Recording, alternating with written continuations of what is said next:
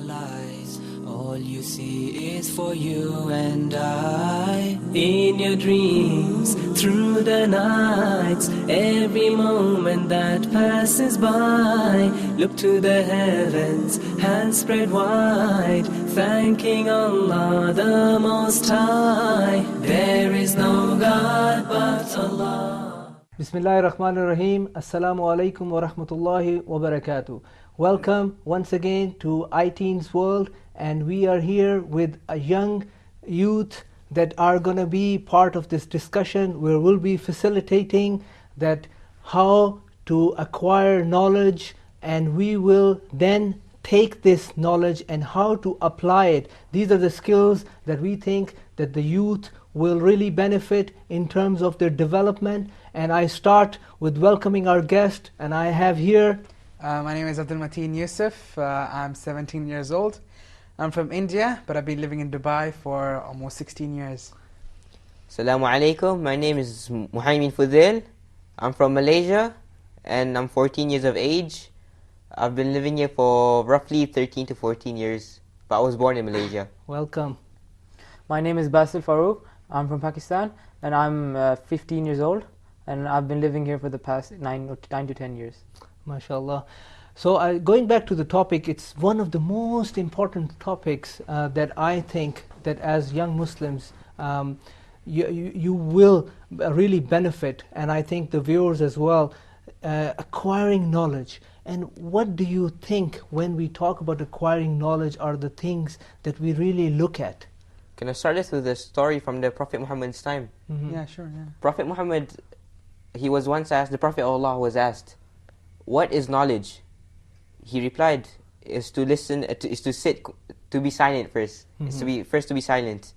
Then the man asked, then it's to listen carefully, It's to listen carefully. Mm-hmm.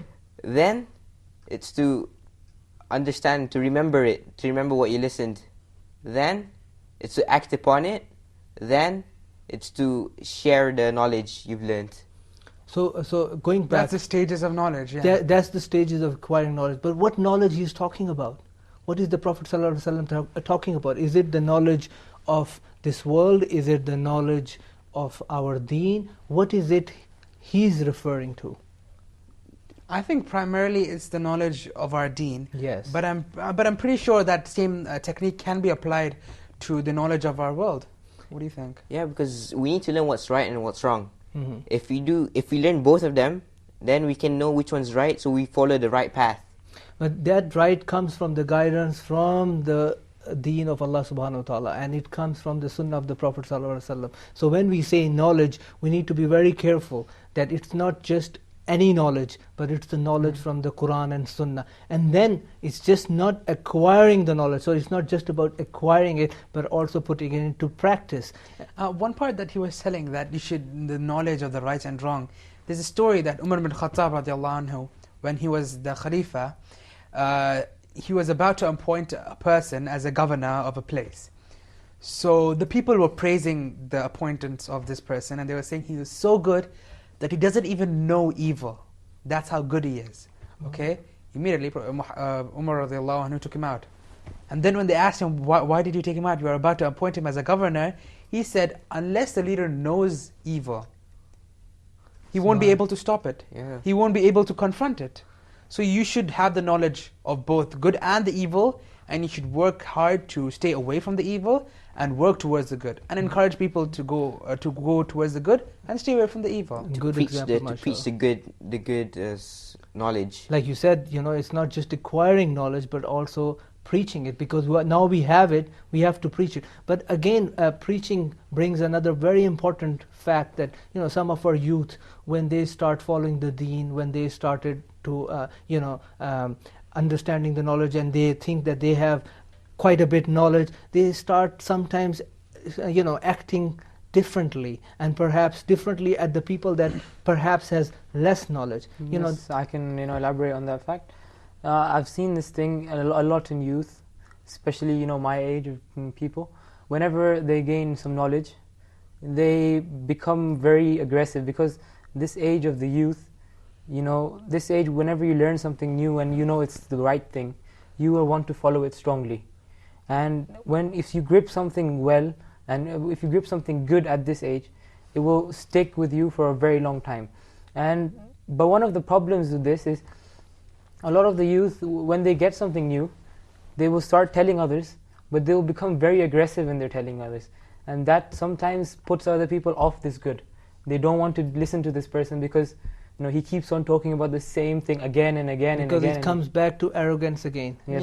Yeah, well, like we discussed So we need to before. have a balance between, we need to see that, okay, I have the knowledge, I need to spread it to other people, but I need to use wisdom in spreading it to other people. I need to know the right time to do it, not just randomly approach someone and start telling them about some serious issue. Yeah, because You you show see off it on your the knowledge. internet, when you especially visit forums and you see all the young people debating and acting like they're big sheikhs and the only knowledge they get. But I think, Brother Wasim, don't you think it's true that a person needs to voice his opinion so that he can correct himself? Yes, but I think voicing opinion is one thing, but then being arrogant and thinking that I am the one who's only the right. It's all the So knowledge. you're emphasizing that we need to have an open mind. We need to You know, have this an is one of the good examples. One of the brothers, he lived in the US. He said that I suddenly discovered that Rasulullah sallallahu alaihi wasallam, he used to have lunch very early, and then he used to sleep early right after Isha, so that he could have a bright day in the morning. He used to wake up after Fajr and not sleep and do all the matters of the state and other matters, all of them at that time in the morning. He said, when I first discovered this sunnah, I started applying it very quickly. And whoever I met, I started, telling them, oh, you should do this. Why are you going to sleep now? And then he started, acting very arrogantly. He said that after 1 day, 2 days, it backfired on him, and he could not stay awake after Fajr.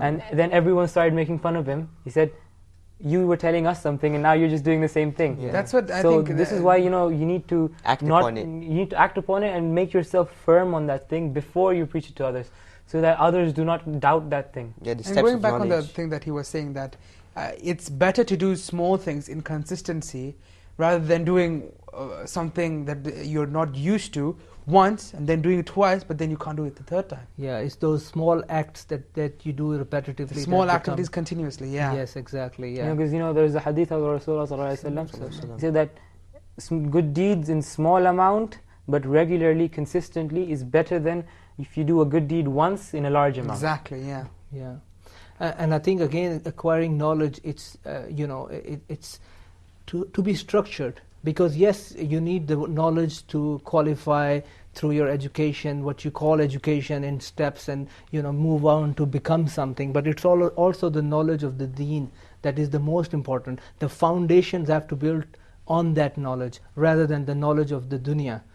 Of course it's important, nobody is denying the fact that we need to acquire that knowledge, but keeping in mind that the most important knowledge is of the Quran and Sunnah, and then holding on tight and then showing it to others. And how do you show it to others? And like you said, it's practicing those fundamentals, and not just then practicing it and then preaching it in an arrogant way where if you don't do this, you're not a good person. I mean, The famous story of Sheikh Yusuf Estes when he said the Muslim butt, remember? yeah. That a guy, he went to one of the peace conventions, I think, and he acquired some leaflets and pamphlets about Islam. He started distributing it to everybody, and then when the people asked him, you're a Muslim and you're giving us this, and when they read through the pamphlets and when they asked him, this is really Islam, but you don't do any of this yourself.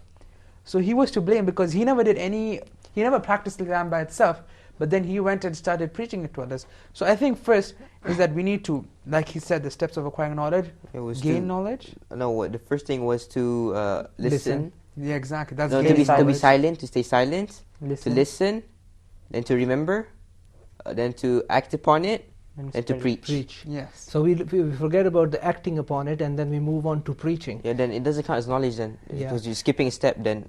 But it's then over. also, since you guys are going to school and you are having all these activities, what do you think is a good way to acquire the religious knowledge from your surrounding? How can one go and effectively gain the right knowledge?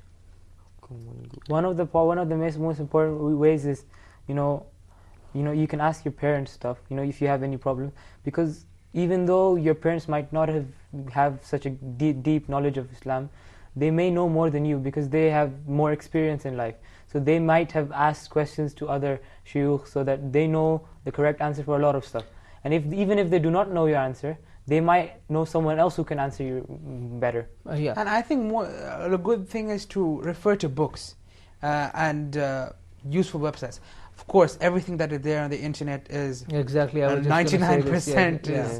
is complete rubbish. But some of those very websites that are quite numerous in number, but very small percentage of the entire internet, you need to really find those websites, and they obviously can help But you. that's why you need to be with the people that Yes. have the real knowledge. You need to spend Companionship time. again. The, And the then good peers. Yeah, it comes to the companionship. You need those people. You need to visit them. You need to have that humility and respect. So not only trust Sheikh Google for all your answers. Yeah. Because you but, can't do everything alone. Yeah, exactly. There are very reliable websites, but then you need to make sure that you are going where it's the right knowledge that you're acquiring, because sometimes it can bring confusion and it can backfire, and when you are confused, especially you go low in confidence because you are not now sure what is right and what What's is wrong. wrong. And sometimes culturally, when we start taking knowledge just from our parents or our relatives, it can also backfire because so many times our parents, or like even my generation, they're culturally religious, so there is a lot of culture rather than the pure religion Religion. itself. Sheikh, you were talking about culture. You two are from Pakistan, so you should know. There's been obviously in the media they were talking about that Pakistanis don't encourage their ladies to go to school. But isn't the hadith of Prophet Muhammad ﷺ that acquiring knowledge is a right of every Muslim and a Yeah. must on every Muslim? Exactly. What do you think about the But- concept of women's There education? are a lot of cultural things that are wrong. Yeah. But you should keep one thing in focus, that I heard one of the ulama saying in one of his speeches that Islam did not come to contradict and destroy culture. Islam came to work with it, but there are some aspects of culture that do not agree with Islam, and those cannot be followed. So So you we don't have to just- reiterate the point that Islam does not discourage women's education at all, don't you think? No, I don't think it's just the problem with just Pakistan or one specific country. But they I- specify, yeah. I think there are issues that culturally in certain regions, and wherever we go, I think we find this, that sometimes boys are encouraged but girls are not. Perhaps it is the environment that one's family is one's family is in. But coming back, I think it's acquiring knowledge requires patience, and it's not everything. When you go to a lecture, it's not all the learning outcomes. If we measure it, it's not just comes all raw material to you. You have to have that real knowledge acquired and then applied upon, like you said. So we will take a short break and we will be back. Look to the heavens, hands spread wide, thanking Allah the Most High. There is no God but Allah.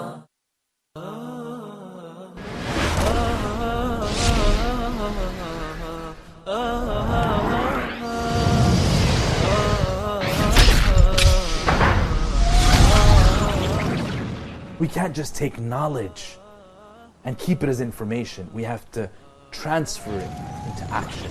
When he got up, he said one thing. Asalla nas? Did the people pray? In Hajj, for example, the primary example of how multiculturalism really looks like. All equal. I've got a dentist in Canada. Even though he's ripping holes in my teeth, he's got great akhlaq. I love visiting him. Identify the issue. Analyze it. Challenge it. And then try again. Because if you fail, big deal. Try again and keep trying.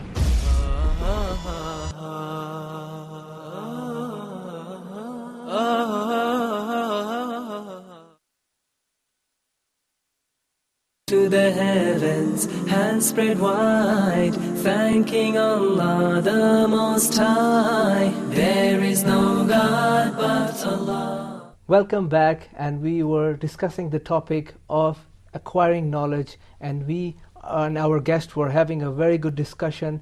And Mohammed, you were just saying, before the program, something about acquiring knowledge and its steps. I want you to elaborate more. What do you think in today's world youth can develop a program, time management, or do stuff to make sure that there is a proper acquisition of knowledge? You need to first, It's okay. times. Oh, I'm sorry, I can't find my word. Abdul Mateen, would you like to allocate your time? Mhm. Like if you're busy on this day, then allocate your time in a free day to acquire that knowledge, and then focus. Like in Islam, you don't learn everything at once. You learn steps by steps. Okay. You take baby footsteps first.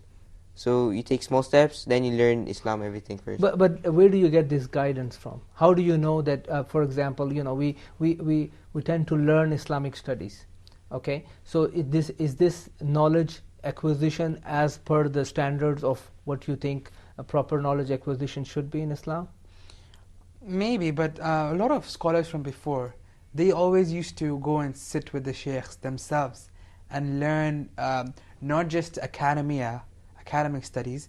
They used to study how the way they used to live their life, their behavior, how they dealt with people, how they washed their hands. But in today's world, what can we do to make sure that we have that opportunity for our youth to go and acquire the knowledge, Islamic knowledge? I'm specifically saying other than the knowledge from the schools, but how can we do it? How can we make it better? Is there any examples from what you guys have seen outside?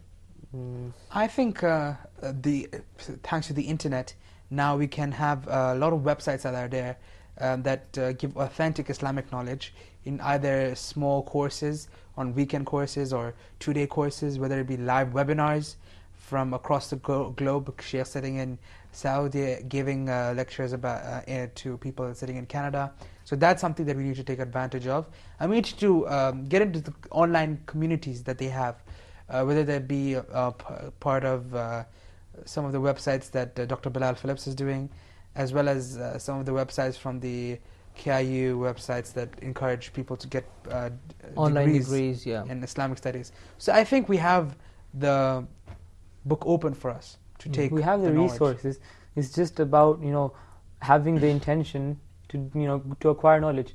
As soon as we have the right intention to acquire the knowledge of Allah subhanahu wa ta'ala and His book and His Prophet sallallahu alaihi wasallam, then Allah will open the doors for us.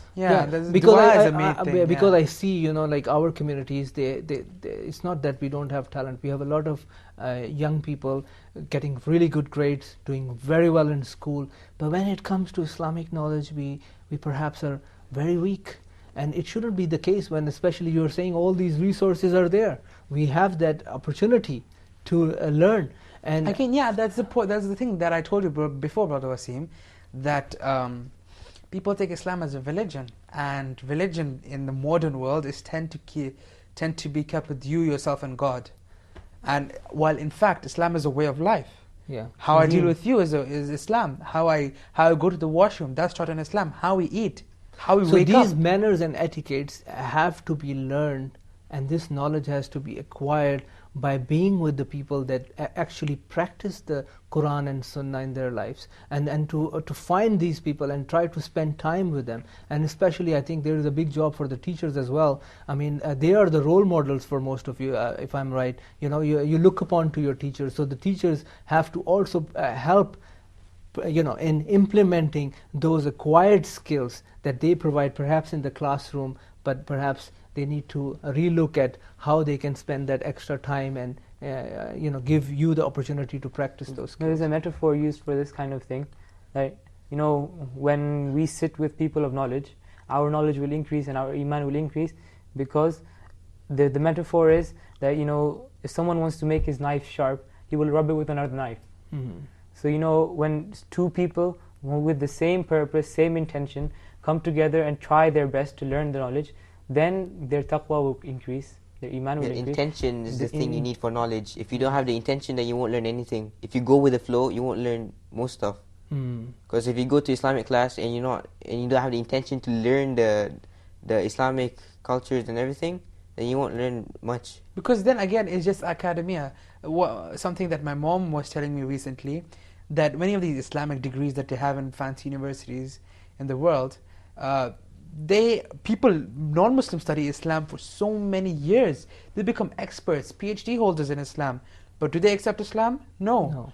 Some non-Muslims, they just open the Quran, read a few verses, and they're astonished. So it tells you that it is the guidance is from Allah subhanahu wa ta'ala. Guidance Whoever is from He wants, Allah, He guides. and the place where you gain knowledge, I think, is quite important as well, and from who you gain knowledge. Yes, I think this is another very important point, that it's the teachers that you sit with, the companions that you make, they enhance that acquiring of knowledge. And because you see it in practice, right? If you just memorize something, you will forget it in 24 hours if you don't repeat it. So and that 24 hours, if you still don't repeat it in another 7 days, you will lose majority of it. There's a recent study. Yeah. You have to revise something 5 times to put it in your long-term memory. Yeah. You revise it once, an hour after you learn the knowledge, once 1 day after you learn that knowledge, once 1 week after, then 1 month after, and then 6 months after, and then the brain stores it in the long-term memory.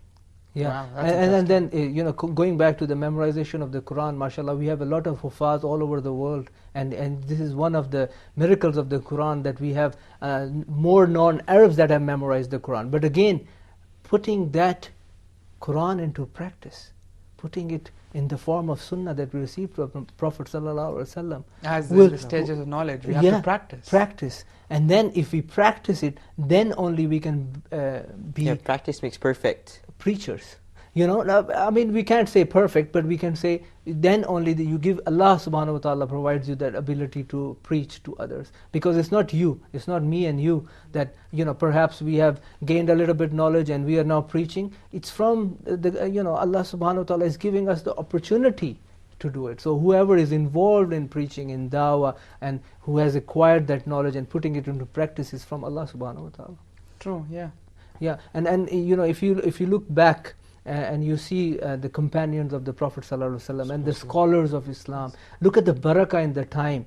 I mean, you can go amazed by how many books they have written in a very short time. Imam Nawawi, for example. He only lived 44 years old, and still he wrote some of the best books on hadith and then there are other examples, like if you go back and you see how the scholars of Islam studied the religion, how they spend years, but then they had that humility. Here sometimes we feel that we have a very little knowledge, and subhanAllah we tend to be arrogant, and we don't have that humility and capacity. One of the secrets for this barakah that they had is the hadith of the Prophet ﷺ. He said that Allah subhanahu wa ta'ala has put barakah for my ummah in the morning, in the early morning.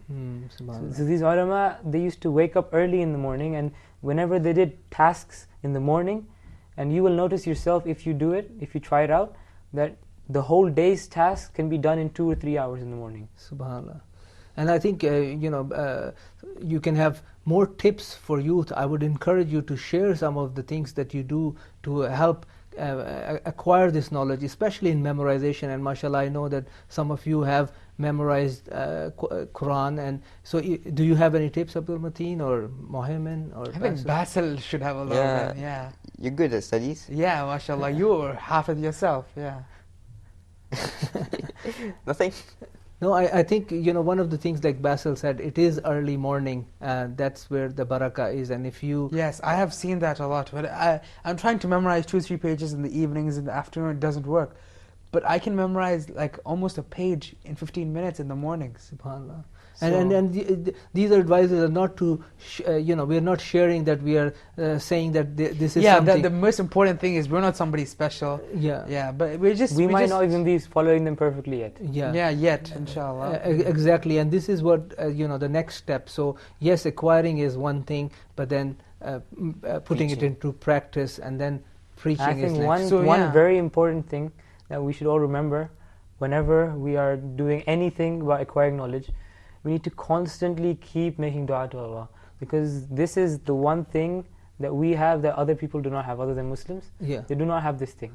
Yes. Because Allah gave us the because Allah knowledge. subhanahu wa ta'ala, He gave us this this He can special And it's passage. a test. It's a test. Subhanallah, there are some people that acquired a lot of knowledge, but subhanallah, they can go astray with all that knowledge. Yes. You know, and you just wonder, all these years they spent acquiring that knowledge, and subhanAllah, it was of no benefit. I mean, I'm really scared. I don't know the exact saying, but there is one saying about this, that you will have the knowledge and you will preach, but it will benefit the others, but it will not benefit you. And the first person to be thrown in hellfire on the Day of Judgment is a preacher, Yeah. because he Subhanallah. preached and he never practiced. Yeah, and it's quite scary when A it. hypocrite. Yeah, and because we as young people, we tend to, and even others. I think this program is just not for the youth, but for the whole audience. That we have to remember that this all what we are acquiring, when we are acquiring knowledge, should be based on the intention for the sake of Allah. And if we don't do it, it can really backfire. It can hurt us, and especially for sometimes when in youth discussion forums, we find that some of the people they talk about knowledge as something that is only to me. I know this, and that's it. This is the way it is. And I mean, it's we have to realize the importance. True, yeah. And that's what I think, that this program that we're talking about is not only for us. I learned many things, and it's important for the viewers as well to take some of the things that you have said and implement it. As you were saying something, Basil, about the memorization of Quran, and how that in the mornings that's the best time to memorize Quran, and as well as you were saying, Muhammad, about the stages of acquiring knowledge. You want to repeat them? All 5? Yeah. So first, you be silent. Second, you listen carefully. Third, you remember what you listened. Fourth, you act upon it, so you don't become a hypocrite. And then 5, you preach the knowledge you've gained. Yeah, I mashallah. I think that's the best thing that I've learned today. Yeah, I think it's a great takeaway, and again I would like to thank you all, and we will take this opportunity to again thank you, Allah subhanahu wa ta'ala, for giving us the opportunity to be here, talk about this subject. I know there is more to this subject, and I'm sure a lot of our scholars will be talking about it, because this is just a talk where we discuss and we facilitate a discussion with the youth. So perhaps we learned something today, and inshallah we will be back with more topics related to the development on this program, iTeens World. I'll see you next time, and thank you very much again. Thank you. Assalamu alaikum wa rahmatullahi wa barakatuh. Through the window, realize all you see is for you and I. In your dreams, through the nights, every moment that passes by, look to the heavens, hands spread wide, thanking Allah the Most High. There is no God but Allah, Muhammad is His messenger. Look to the heavens, hands spread wide, thanking Allah the Most High. There is no God but Allah, Muhammad is His messenger. There is no God but Allah, Muhammad is His messenger.